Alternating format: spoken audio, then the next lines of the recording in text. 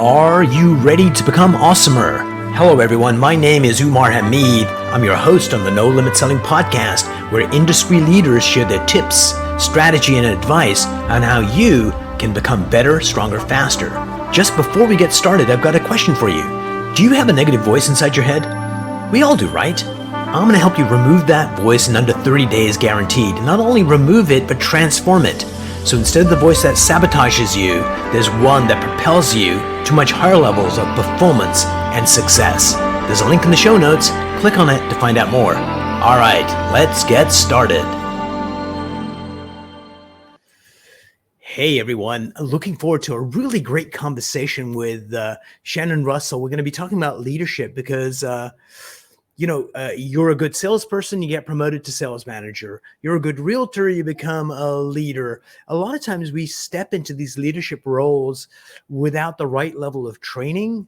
And so I thought, what better thing to do than to get Shannon on the show. She's all about, the second career, and sometimes that's leadership. And I am happy to invite her on the show. Shannon, thank you so much for being on air with me today. I'm excited, Umar. Thank you for having me. So give us a little bit of history about yourself. Who are you? And tell us about your podcast. Sure. So I started my career as a television producer. I produced TV for about 16 years. And then when I started having kids, I transitioned. I tried to figure out what my second act would be. And I opened a small business franchise in my community. And then since then, after running that for about 7 years, and I still run it, I transitioned into another business where I'm a career coach and I host the Second Act Success podcast, which is all about people transitioning and finding their second acts. Absolutely. And I think one of the things that's really exciting about a second act is usually people are a little bit older and get a better sense of who they are. And from that, they can divine a career that aligns with who they actually are.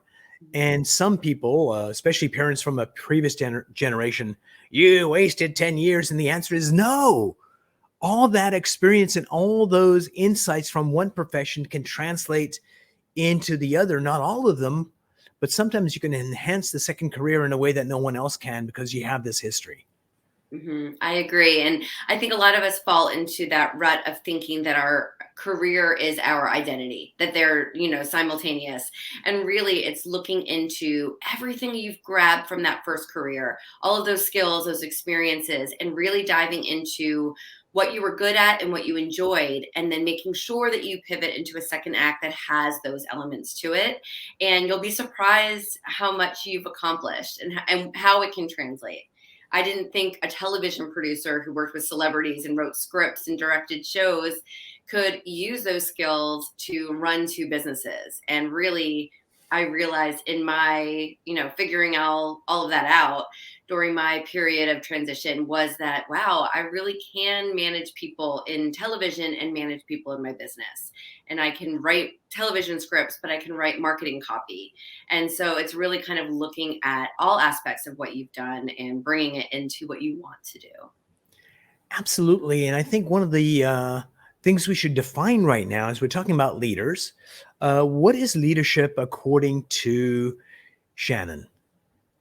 It is knowing how you want to run the day-to-day of your business, of your team, and how you want it to feel for everyone involved. So how you want to feel leading others and how you want to make them feel.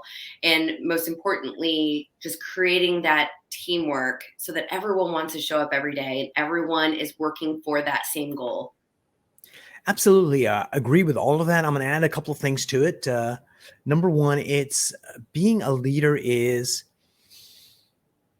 because people have trust in you, they can suspend their fear and do things they never thought possible. And as a leader, we inspire them to do that. And we can see clearly what they're capable of, even when they cannot. And I think if we can do that, and one of the key things you used was how they feel. And I think the first thing that we need to realize is that emotions are energy in motion, and that should be the primary thing that we're trying to elicit. So we want our customers to come to our business and buy our stuff. Nice. We want our customers to come into our business and feel like they're at home and they have such a great experience. They want to tell everybody about it. It's that feeling state is so important, not only for the people we lead, our customers, but also ourselves. So, Shannon, how do you feel when you're being a good leader? What's the emotion you have inside you? Like, what's that? How do you know you're being a good leader? Because certainly there's results, but there's also kind of that feeling inside. What's that feeling inside for you? That's a good question. I think it's the almost pride that the machine is working, right? That Mm, you feel in sync with your team members, with your clients, with your customers, and everything kind of feels like the communication's open, everyone's on the same page, there's clarity, and that you're all working and moving towards that end result together. So just fluid, absolutely. synchronicity, I guess. And I have to mention this, that, mindset is such a critical element of leadership, and then how we change the mindset of the people we lead so that they do let go of some of the things that are negative. And we'll go deeper into that. But first, a word from one of our sponsors. Ready to let go of anxiety, let go of uncertainty, let go of doubt. Mindset Boosters gives you the ability to decide how you act and feel in any situation. Ready to take charge of your mindset? Go to mindsetboosters.com. So mindset is such a critical element because oftentimes as leaders, we doubt ourselves. And so tell me about you and also the people that you're coaching. That's a perfectly human reaction of, who am I to lead? Or what if they figure out I don't know what I'm doing, which of course is also not true. So tell us a story about a client. You can change names to protect the innocent. And then maybe something from your journey where you had doubt and how you overcame it. Well, I think there's mindset shifts in any kind of transition that we go through. So definitely me leaving this career that I loved, that I worked for so long to accomplish, and then to switch into something completely different. There was that mindset shift that I was more than what I was wrapped up in Mm. for the first half of my life.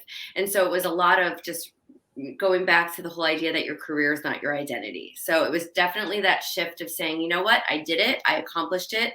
Now it's on to the next challenge, and I'm excited for that. So shifting that to change doesn't have to be scary, it can be a new adventure. And I think with my clients now, a lot of my clients are either transitioning from one thing to the other. They're not sure what they want to venture into. They just know they need a change. I also work with clients who are small business owners and they're just trying to grow their business bigger than it is currently. And I think it's the set shift. Caught myself. That, you know what, it doesn't have to happen by tomorrow. And I think that's a big one because we all think, oh, if I left this well paying job and I'm trying something new, I need to have that income and I need to have the success tomorrow. I think we all have to realize that everything in life is a little bit of a road or a journey. Just like when you graduate with that degree from college, it's going to take time until you find that job and you get into a rhythm. So, same thing with clients of mine that are transitioning to new fields or growing a business. Put that plan in place. Know that you are in control and have that confidence, and then know that it's going to take a little bit of time and that's okay. And once you achieve it, you can sit back and be excited. But just that it's not going to be overnight, but that you hold the keys to get there in time. So we've all had these situations where it's like, what the frick am I doing here? Like things are not going well. Walk me through one of those where a real example of this is where I was. So I'll give you an example. It's Rupert Murdoch, who's well known. I'd read this book like a while ago, and the book starts off in a fancy condo in Manhattan. He's there, and a senior VP from Citibank is there, and they're trying to hold his empire together for one day. And if one of the banks anywhere around the world defaults on one of his loans, the entire thing gets knocked down, and he's bankrupt as an organization globally. And so the VP from Citibank is threatening smaller banks, don't you dare, we will destroy you. And they hold everything together. But it was that crucible that got him to get to the other side and really accelerate his growth. And so when we get to that place where we doubt ourselves, what's the strategy that you use to kind of go, calm down? I'm not going to die. Like, walk me through that so our listeners can go, oh, I could do that. I've gone through that before. I can use Sharon's advice how to uh, come through the desert intact. I think it's okay to make mistakes. And for example, when I was leaving television, I decided to take a 9 to 5 job that was very toxic. And I just thought I had to do that, that was what was needed for me to provide to my family since I had little ones and I was leaving a very well paying job. So let me just get that 9 to 5 job and work at it until retirement. Mm. I also decided to join a graduate school program and work towards a master's in education because to me, that was safe. At the end of that degree, I would become a teacher. So I was doing all of these things that I felt like I needed to do. And it was all of a sudden one of those moments where I sat there going, what am I doing? Just this is not, none of this feels right. None of this. And it was that wake up call of, okay, I can stay in this, on this journey, on this path, and I can see what my life will be like. Or I can stop right here, do the scary thing, and say, no, I do not need to finish this program and I'm quitting this job because I know that I am meant for something else. And it was really a leap of faith and very scary one to say to my husband, I'm going to open a business and this is what I'm going to do. But I think in looking in yourself and knowing, okay, this long haul is not going to serve me as a person, as a leader, as a mother, as a wife. It's not going to serve me. I'm not going to be the best to my potential if I feel that dread every single day going into that situation. Absolutely. I think you need to listen to your body, what your body's telling you, because your mind will lie. I'm not sure what the exact science is, but go with my numbers, pretend they're true. That the world's fastest reader can read at an astonishing rate of words per minute with 100% comprehension. 30,000 words a minute. It's a photo reading technique to do. And the reason I share that with you is that's just the processing power of our brain. Mm-hmm. I can't do it. You probably can't do it. But when we are trying to figure things out, our mind is rationalizing so much stuff that we overlook those feelings. But pay attention to your body. And if you feel that dread, here is what you do when you feel that dread or excitement or whatever is notice where you're feeling it. And if you're feeling it, let's say in your chest, just place your hand there and say this magic word. Are you ready to hear this word, Shannon? Mm-hmm. Yes, please. It's just hello. Just say hello to the feeling and say, what are you trying to teach me? Yeah. What is your intent? And it'll say, you're not doing the right thing. Like, why are you doing this? And you're like, oh, okay. What should I be doing? Because oftentimes the inner voice, the inner feeling, sometimes you can't hear the inner voice because there's so much brain clutter, but you can feel the feeling. When you feel something uncomfortable, we overlook it. And I think what we need to do is to embrace it because we have this mind, this body, the spirit that are all interlinked. And sometimes it's hard to figure out the thought in our mind because they're so racing. And spirit, who knows, maybe you need to be a priest and have holy water, but your body, you can pay attention to that. And I think that's such a gift for us. Yeah. It's taking the time to do that. And so few of us actually take that time. And I always advise clients and friends of go back to your why and take that second, whether it's in the shower or on a quick walk with your dog, but listen to yourself and ask yourself, like, I love this. Hello. Are you okay today? Are you feeling like you're where you need to be? And if not, then listen to yourself. So I love that, Umar. That's amazing. And it's so true. And more of us need to take that time every day to check in with ourselves and our why. Why are we here? Why are we doing what we're doing? And a lot of us think, we have to go do this seance or do this complicated thing. And sometimes life is, I love this quote from Einstein. Number one, by the way, if you say I've got a quote from Einstein, people think you're smarter than you are. So I'll try that. So the quote is, I don't like simplicity, but I love simplicity on the other side of complexity. So when you figure this stuff out, always at the end of it, like Einstein's version of the truth is E equals MC squared. But to get there, he had to go through mountains of ugly math to bring it down to that simple formula that any high school kid can get a calculator and figure out whatever they need to figure out. And the same thing is true for in leadership and in managing ourselves, because I think the first place we need to lead is ourselves. Mhm. And to do that, do you agree? And if you agree, what is a good way to start leading ourselves? I think again, it goes back to listening to yourself.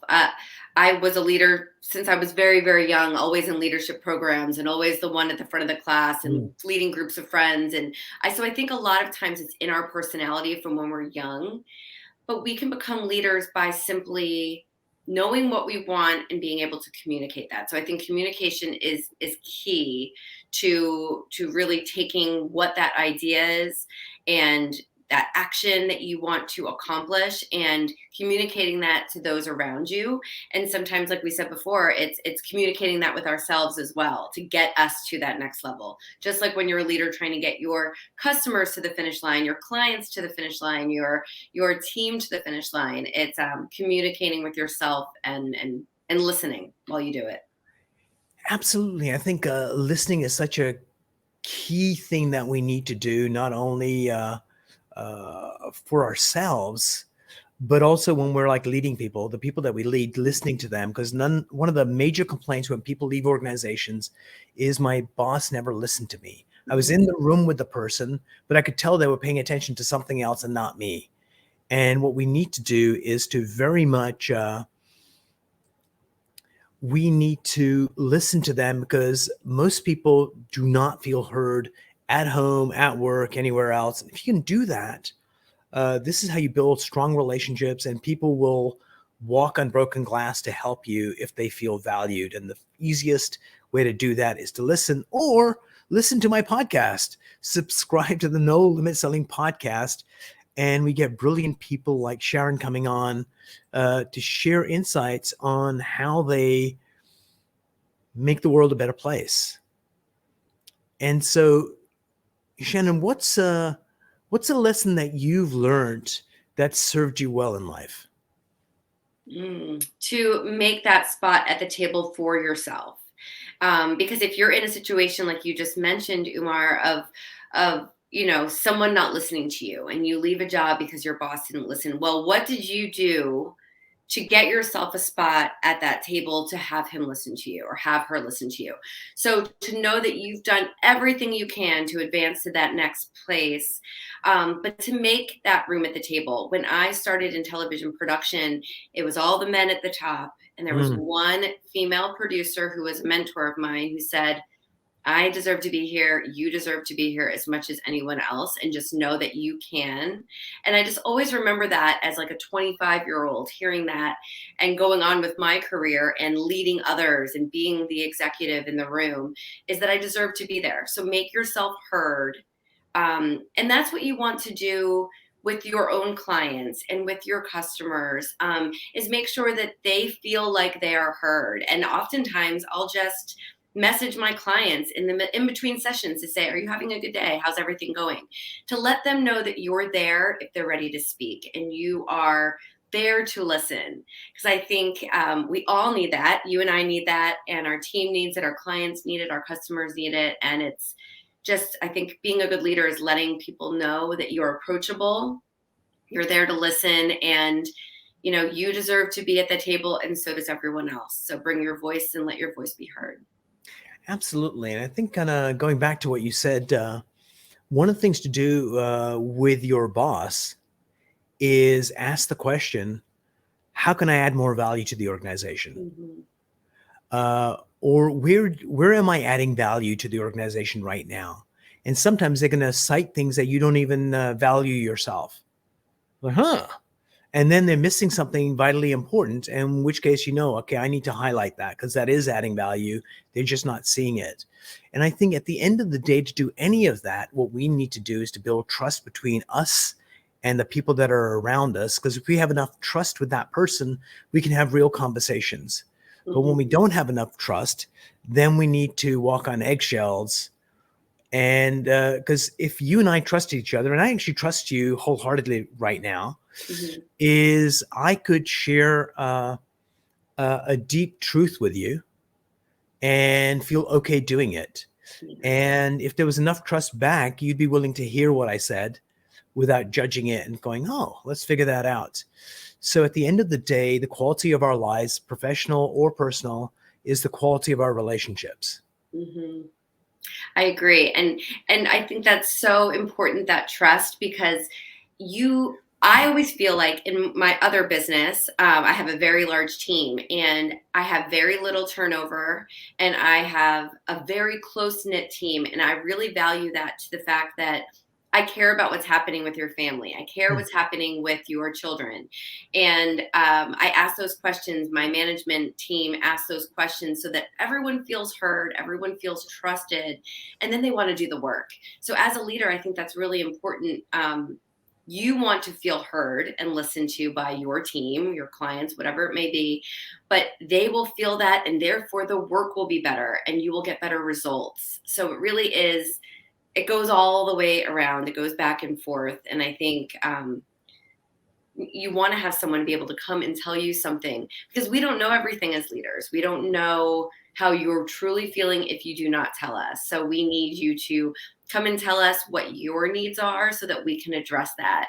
And you never want to feel blindsided. And gosh, when you said walking on eggshells, that might be one of the worst feelings, the most uncomfortable But, interactions to have with anyone, friends, but family, coworkers. unfortunately, that is the truth for a lot of organizations. Yeah.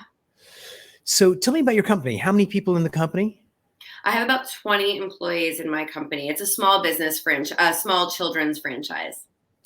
Nice. So you have child labor. That doesn't sound good. We teach STEM education for kids. So Ah, yeah, there you go. So no workers. All right, that's that's excellent. my kids. My kids, I put them to work. So how do you so if you want to see lies, all you need to do is to go into any I'm in downtown Toronto. There's a bunch of buildings here. Go into any one of those companies and go to the wall, and they will have this poster that says our values are. And then you ask the employees, how much of that is actually happening? And oftentimes not enough. Mhm. Uh, so how do you what kind of culture do you want for your organization, and how do you ensure it actually is becomes a reality as opposed to a wish on a poster?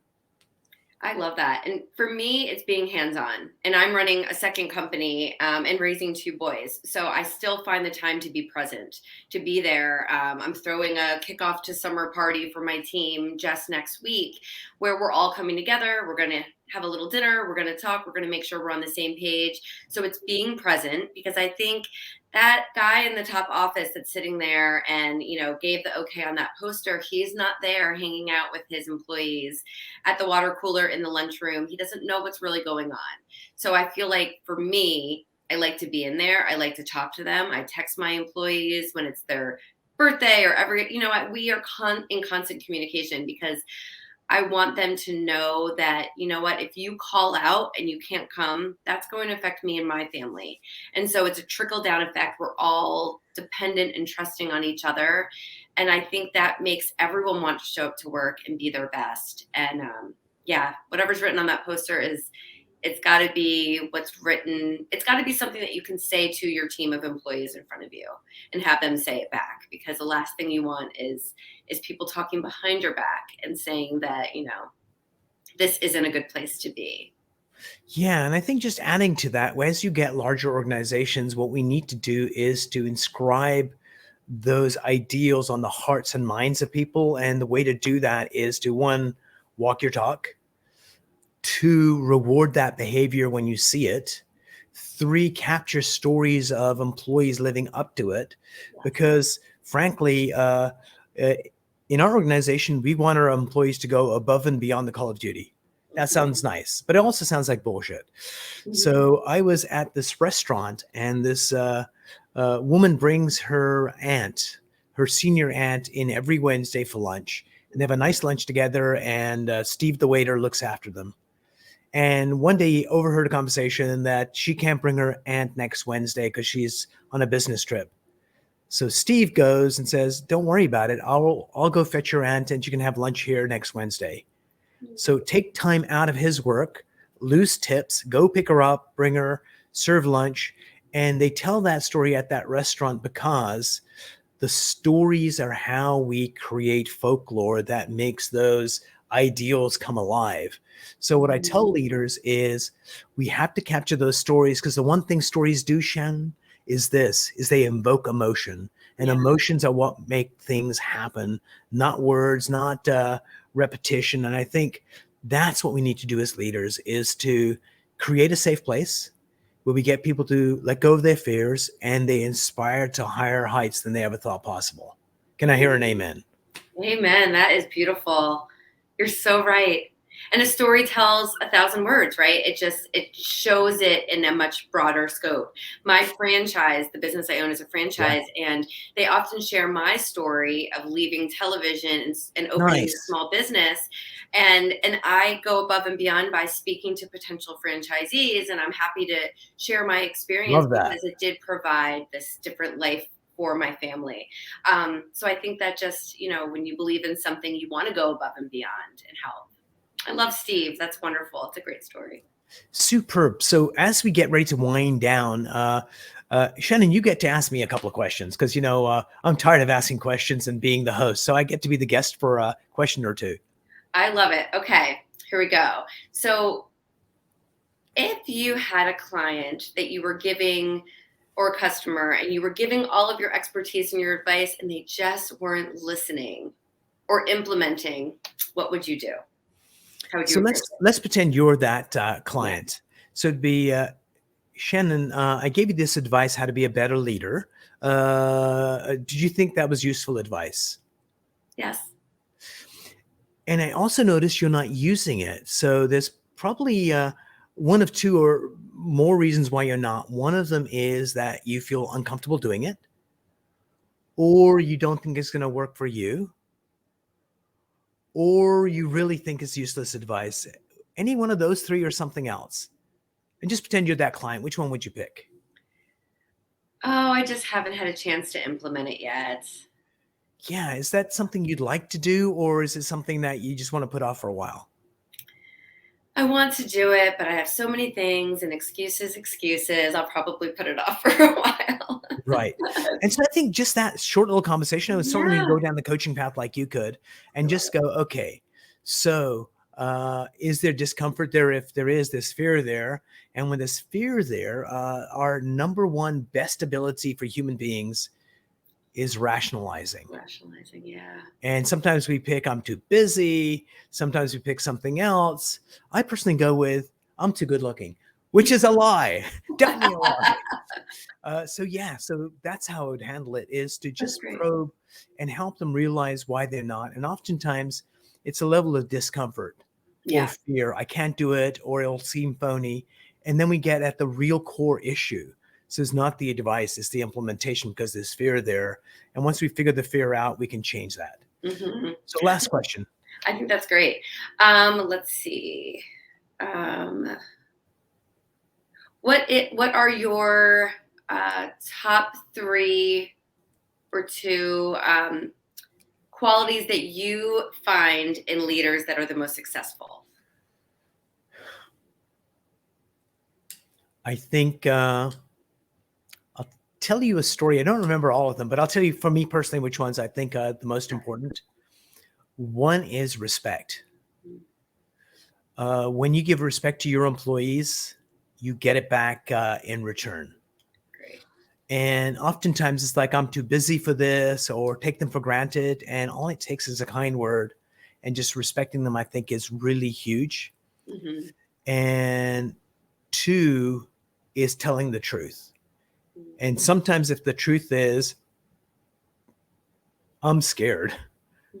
Like I was just talking to a coaching client yesterday, and they had an agreement with their bank to have this line of credit that they're going to use to grow their company to the next plateau. And they got all the plans in the works, because of the changing credit environment, the banks pulled a line of credit, and it's put them in a bind, but they're going to figure it out and go on.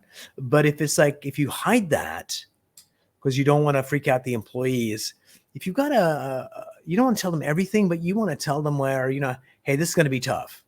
Mm-hmm. I'm not sure how we're going to get there, but I know this is the team to do it. There's power in that. Mm-hmm. So the sense of don't show any weakness and have this facade of I'm a great leader. People can see through that. They may not see clearly, but they get a sense of something's not right. And I think you've got enough trust between us, because so here's a story I wanted to tell you. I was teaching people from tire plants, where there's people that barely have a high school education, to PhDs. And I would say, what I'd like you to do is talk with a partner and figure out what are the top 5 attributes that leaders have. And so they talk to their partner, come up with their 5, and the partner comes up with their 5, and there's 60 people in the room. So there's a lot of data. And I said, okay, what do you have? And somebody gives me 5, and I write the 5 down. The next person gives me only 3, because 2 of them are already up there. The next person gives me 4 or 5. And before you know it, I've got 65 attributes for leaders to make a great leader. And then I get everybody in, all 60 of them, say, go to the number 1 most important attribute and put 5 dots next to it, so we know it's the most important. And the second most important, 4, 3, 2, 1. And everybody does that. And what was really curious, no matter which audience, whether they're barely have a high school education, or PhDs, or business leaders, or nurses, the same 5 leadership traits won out every single time. Wow. And part of that was having a compelling vision, great communicator, having integrity, having trust. And damn it, I can't remember the 5th one. I'm gonna have to look at my notes. But the curious thing was, we may have an individual sense of what we want, but as a group, as a collective, we know what leadership is. Yeah. And part of that is the sense I get being with you today is you feel comfortable in your skin. Mm-hmm. Yeah. And that's also an important element of being a great human and also a great leader, because it makes leadership so much easier when you're not pretending to be someone you're not. No, we can be more relatable. And I think to make it an, level playing field, and everyone feels like you're, being a leader doesn't mean you're above anyone else. So really just making that distinction. I love that. Absolutely. So one of the things, the last question I've got for you is this, is what is one piece of advice you'd like to share with young leaders that would help them be more comfortable being a leader? Oh, enjoy it. I think being a leader and is pulling a team together. So keep going if you are starting down that path, and make sure that you incorporate everyone's view. I love that you brought up, having that vision. Vision casting is such a big thing nowadays in companies. So to be able to ask everyone on your team what their input is. And you might think that's not what the route I would go with that particular person's opinion, but take it all together. Let everyone know that they're being heard, and vision cast as a group. And just keep knowing that by doing that and gaining the respect of your team and having that open communication, you're going to be able to do that in any other company or job that you go to. And even if you create your own business, that should be your goal as well, is to have that communication, be able to vision cast together, and have that respect and give that respect. So words to live by. Yeah, words to live by. Shannon, thank you so much for being on the show. I really enjoyed our conversation, and I'm looking forward to our next. Absolutely. Thank you for having me. This is great.